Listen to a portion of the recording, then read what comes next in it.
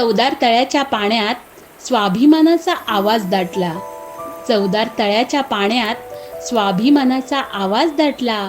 बाबासाहेबांच्या एका घोटाने समानतेचा इतिहास जागा झाला. नमो बुद्धाय, जय भीम. हेच ते चवदार तळे, जे महाड येथील रायगड जिल्ह्यातील एक ऐतिहासिक तळे म्हणून ओळखले जाते.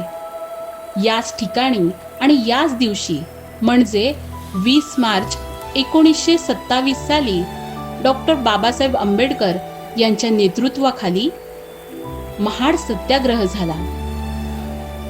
ज्या काळी अस्पृश्य लोकांना पाण्यासाठी बंदी होती.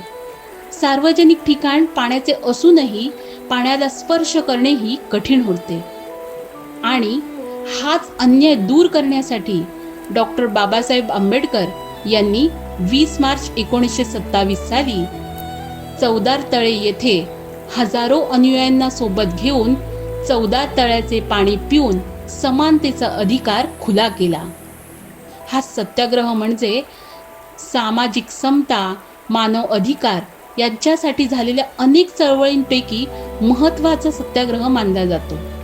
आणि आज चवदार तळ्याला समता, स्वाभिमान आणि सामाजिक न्याय याचे प्रतीक मानले जाते.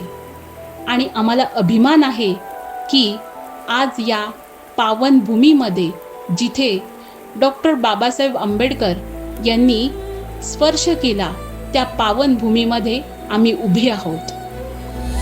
बरं का मंडळी, अनोखे क्षण या आमच्या यूट्यूब चॅनलला शेअर, लाईक, सबस्क्राईब करायला विसरू नका. आणि पुन्हा भेटूयात नवीन अनोख्या क्षणांसह. धन्यवाद.